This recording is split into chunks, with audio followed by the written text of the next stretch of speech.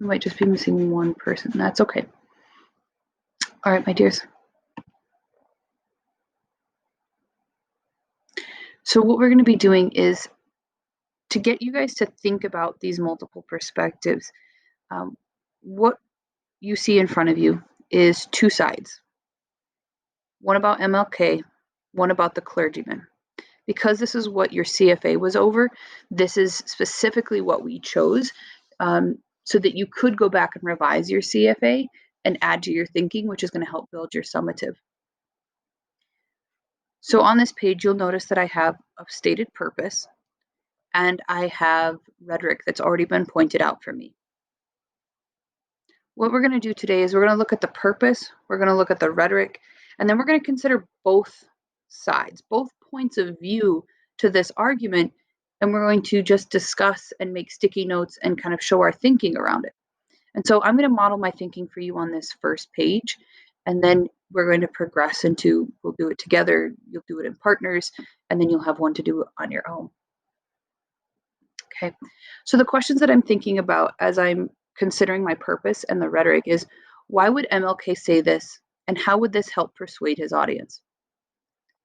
On the opposite side, I do need to take into account the clergymen, those white religious leaders, on what would they do, say, or think? How would this argument convince them? My purpose is one that most of you said, responds to criticisms from the clergyman and explains why he is in Birmingham.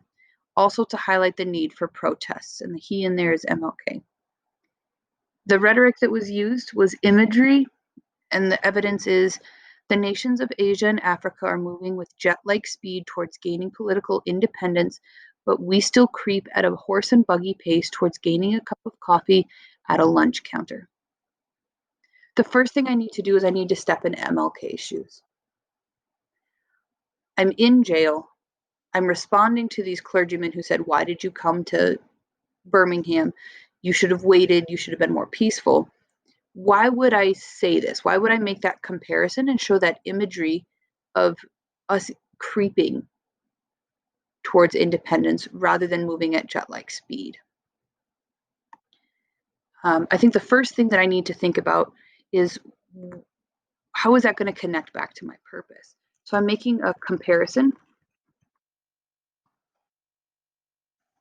between countries that are gaining freedom.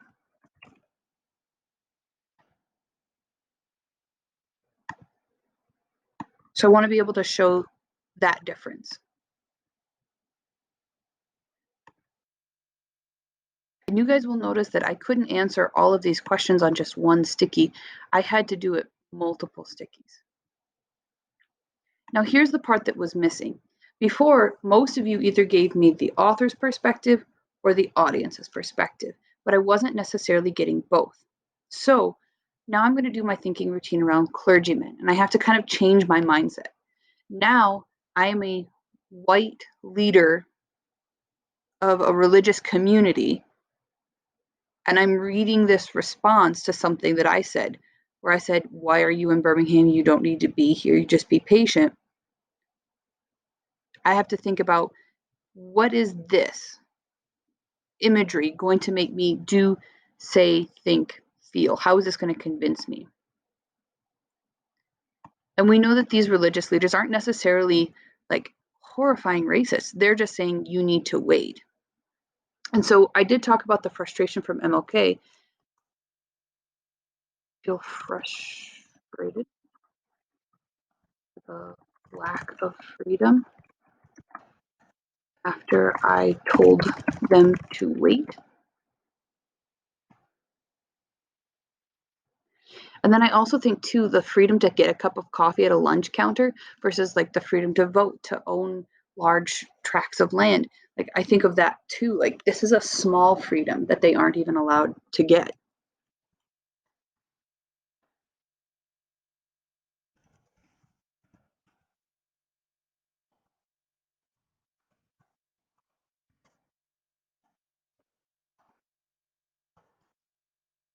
Things that I had to do was I had to take myself and I had to step inside both perspectives, which we've practiced.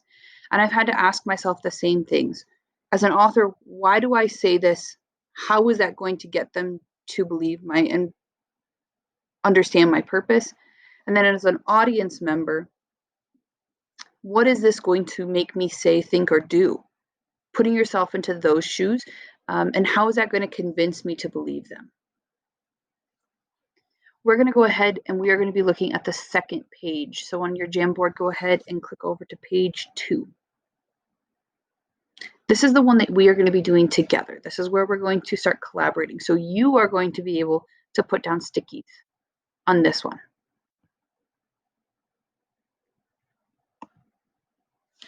The purpose is the same. Respond to criticisms from the clergyman and explain why he is in Birmingham, also to highlight the need to protest or need for protests.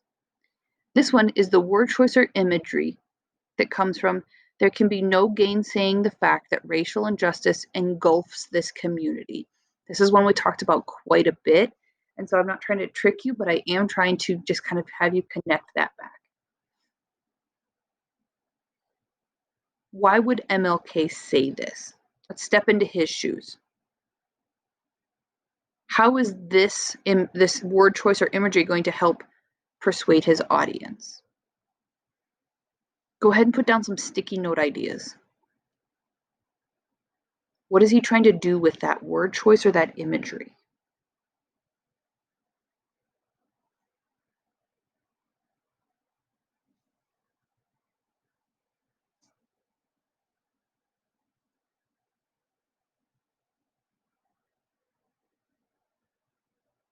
Let's see if we can get 2 sticky notes from a student.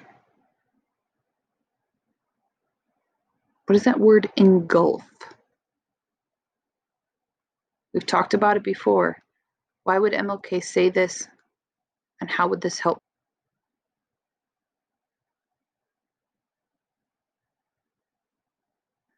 Thank you for our first sticky.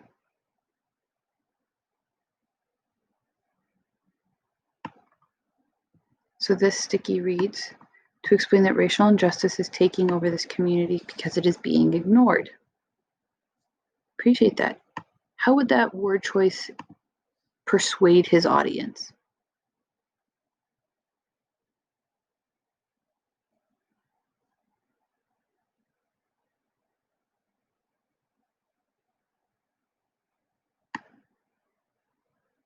That word choice is to persuade the clergyman to take action. Thank you for that thinking. Okay, so let's switch gears here. We're stepping out of MLK. Now we're stepping into the clergyman. Oh, beautiful. We just had another one for MLK. Giving the imagery of Birmingham being flooded with racial injustice may make the audience, the clergyman, feel guilty. Ooh, I like that. Let's move that bad boy over here. You guys are already a step ahead of me. So now that you are now a white religious leader in the community of Birmingham, and you've just told MLK to be patient, to wait, don't do anything yet. Why are you even here? MLK is saying to you, there can be no gainsaying the fact that racial injustice engulfs this community. What would the clergyman do, say, think, feel, and how would this convince them? Okay, so let's go ahead. And now what we're going to be doing is you guys will notice that the next few slides have group numbers. Group 1, Group 2, Group 3, but they're all the same. So what I'm going to be doing is I'm going to be pushing you guys into breakout groups where you are going to be working on your specific group's Jamboard. So your breakout number will correspond to your group number.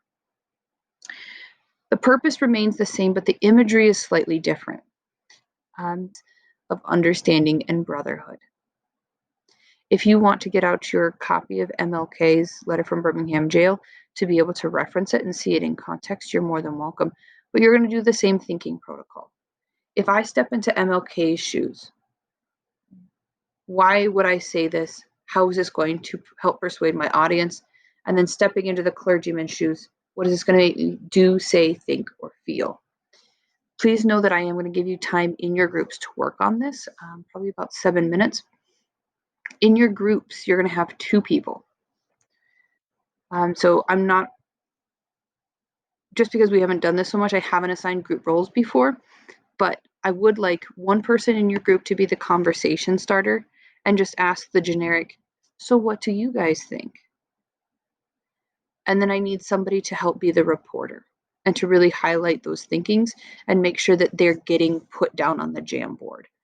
Because you guys can have really great discussions, but I also want to make sure that those great discussions are seen in the thinking on the Jamboard. So somebody to make sure that they're capturing all the thoughts, somebody to get the conversation started, and everybody's collaborating on being able to step inside and look at both perspectives around this purpose and imagery. I'm going to go ahead and break you up into your breakout groups. Please know the number of your breakout group is going to be the Jamboard that you work on. And then this was group 3s, and they have quite a few thoughts. For MLK, they said, MLK said to prove his point to the clergyman on why he would need to take action. It would help by showing how racial injustice is being ignored and why they need to take actions. And these are pretty generic, so even thinking about going deeper, let the clergyman know that some sort of tension isn't bad after all. It usually helps develop understanding of injustice and open people's eyes to take action. MLK says this to explain how we should all come to peace. He uses this imagery to persuade the clergyman to take action so we can come to understanding and brotherhood. And he says this to take a nonviolent action. I agree on all of those. I would specifically like to hear a little bit more about that use of imagery. And then stepping inside for the clergyman, it's going to make them feel like nonviolent action is something we need to fight off injustice. Agreed. Clergymen would feel guilty towards MLK's imagery. I'd even love an explanation for that one. The clergymen are trying to deny the fact that it is only going to get worse. The imagery would make the clergymen think about taking responsibility and actions towards racial injustice. Clergymen will think about how racial injustice affects them in many different ways and brings to the point why we need to come to peace.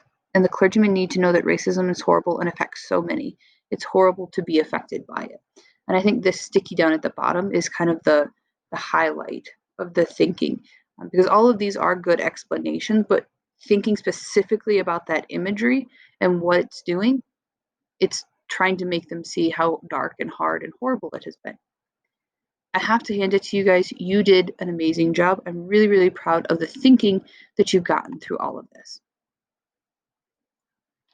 So thank you to each and every one of your groups. Thank you to all your members. Thank you for sharing your